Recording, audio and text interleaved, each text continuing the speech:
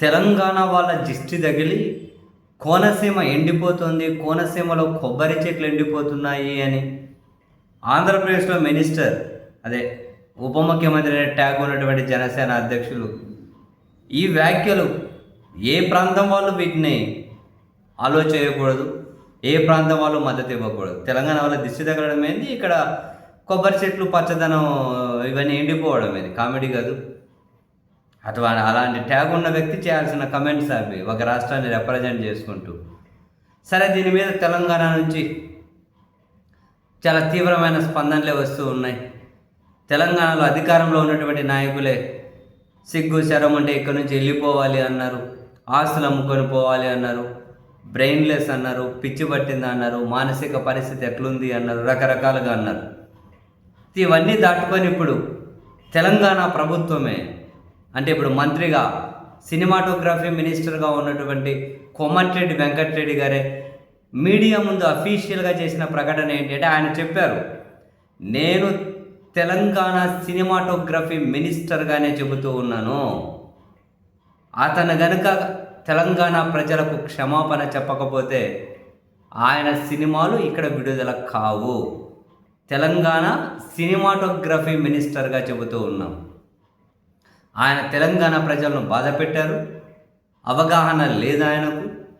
తెలంగాణ ఉద్యమం దేనికి జరిగిందో కూడా తెలియదు, ఏదో అక్కడ ఏపీలో రాజకీయం చేసుకుంటున్నాడేమో. అవగాహన లేకుంటే తెలియకపోతే తెలియనట్లే ఉండాలి. తెలంగాణ ప్రజలను బాధ పెట్టారు, అవమానించాడు.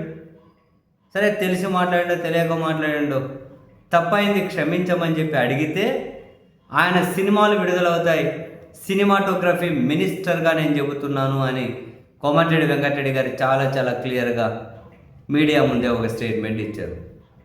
ఇప్పుడు ఆయన సినిమాలు ఇక్కడ రిలీజ్ అవుతున్నాయి, 1-2 రోజులు ఆడతాయేమో, అదే మాట అన్నారు ఆయన కూడా, 1-2 రోజులు ఆడతాయేమో. ఇప్పుడు క్షమాపణ చెప్పకపోతే ఆ 1-2 రోజులు కూడా ఆడే పరిస్థితి ఉండదు, ఎందుకంటే మేము థియేటర్లలో రిలీజ్ చేయనియ్యాము. మా ప్రజలను బాధ పెట్టి, మా ప్రజలను అవమానించి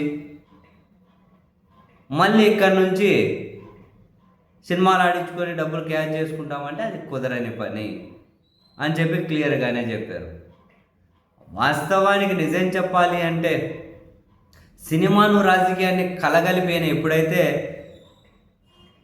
మాట్లాడడం మొదలెట్టారో, అసలు మొదలెట్టిందే ఈయన మొదలెట్టారో, ఒక రకంగా సినిమా వాళ్ళు కూడా చాలా డిఫెన్స్లో పడిపోయే పరిస్థితి. సినిమా వాళ్ళకి రకరకాల ఇబ్బందులు వస్తూ ఉన్నాయి.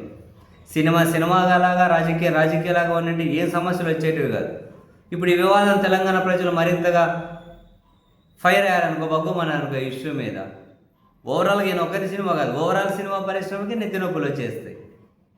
మరి ఇటువంటి మాటలు మాట్లాడడం ఎందుకు, ఇంతవరకు తెచ్చుకోవడం ఎందుకు, ఏందో మరి. అసలు తెలంగాణ ఉద్యమం జరిగింది దేనికని చిన్నపిల్లలను అడిగినా చెబుతారు. కోనసీమ పచ్చదనం, కోనసీమలో కొబ్బరి చెట్ల వల్ల తెలంగాణ ఉద్యమం జరిగిందా?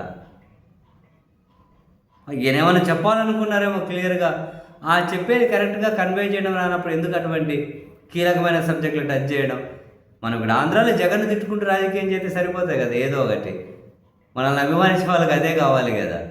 మరి ఇక పెద్ద అంశాలను మనకు అవగాహన లేనప్పుడు మన చేతి కానప్పుడు అటువంటి టచ్ చేయడం ఎందుకు అబ్బా సార్?